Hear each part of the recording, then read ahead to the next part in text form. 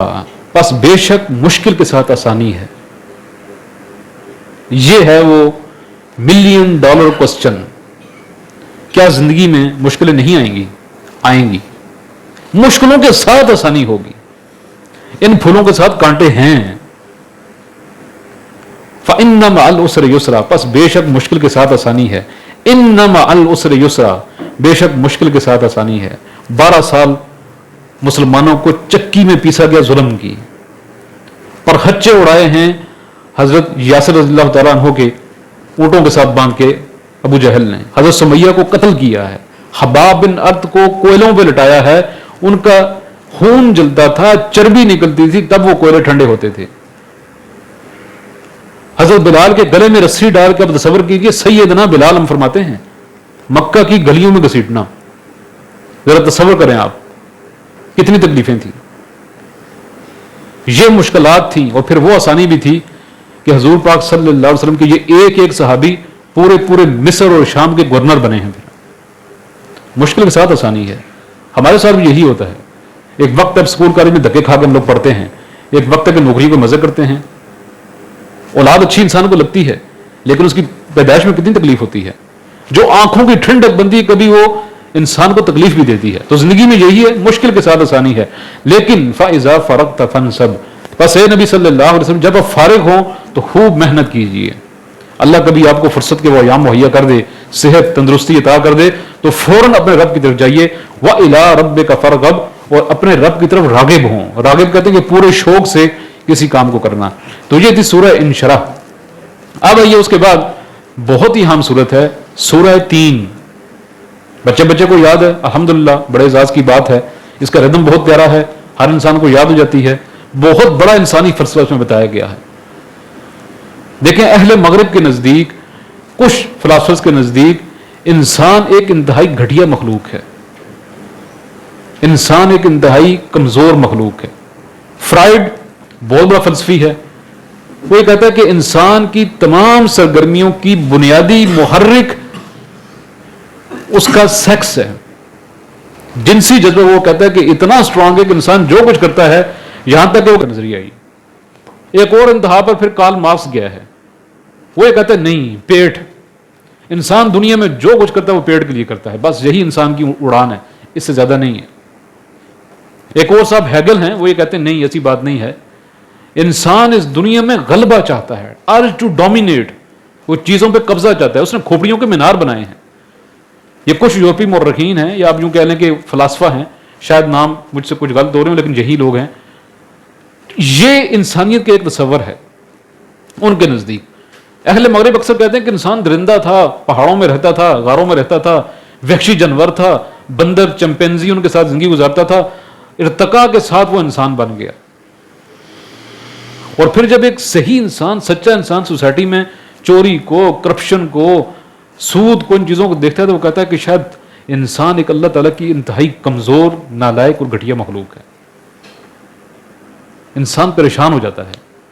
اب سورہ 3 کے اندر اللہ نے اس فلسفے کا حل پیش کیا ہے. نہیں ایسی بات نہیں ہے.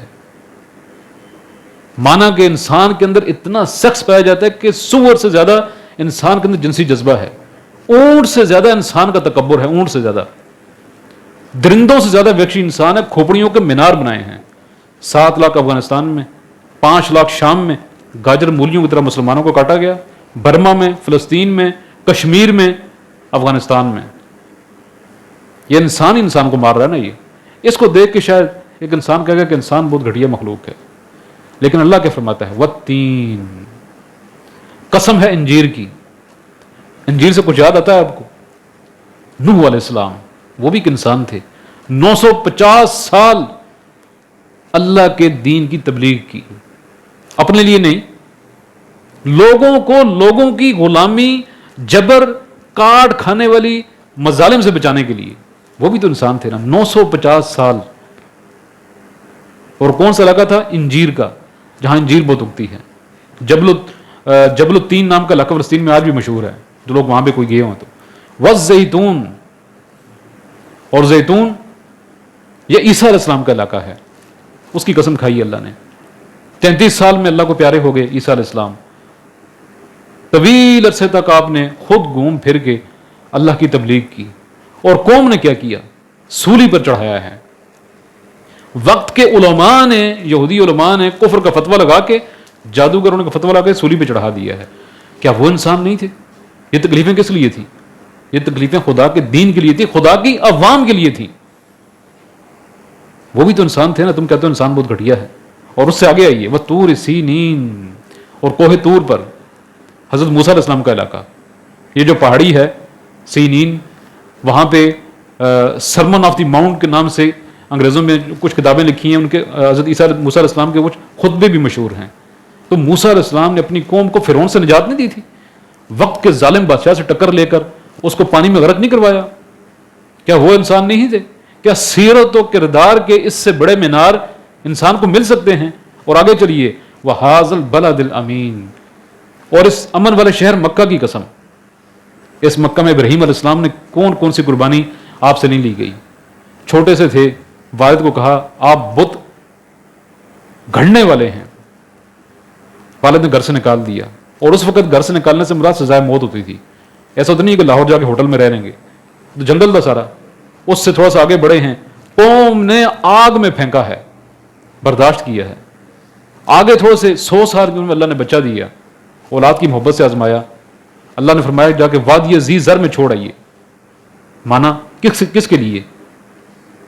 اس سے آگے اس بچے کو ذبح کرنے کا حکم دیا، پھر قربانی جلا وطن کی، وہ قربانی۔ اس عظیم انسان نے، ابراہیم علیہ السلام نے، یہ تکلیفیں کس کے لیے برداشت کی؟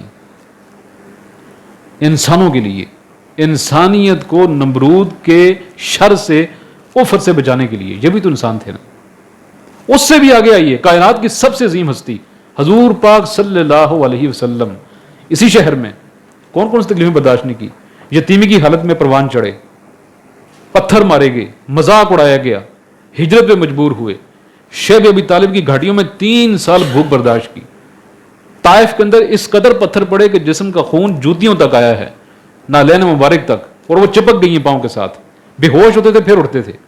غزوہ احد کے اندر تلوار چہرے پہ لگی ہے تو حضور پاک کے خون کے فوارے چھوٹے ہیں، خول کی کڑیاں رخسار کی ہڈی میں کھب گئیں، ایک صحابی نے نکالنے کی کوشش کی، وہ کڑی نہیں نکلی، دانت ٹوٹ گیا صحابی کا۔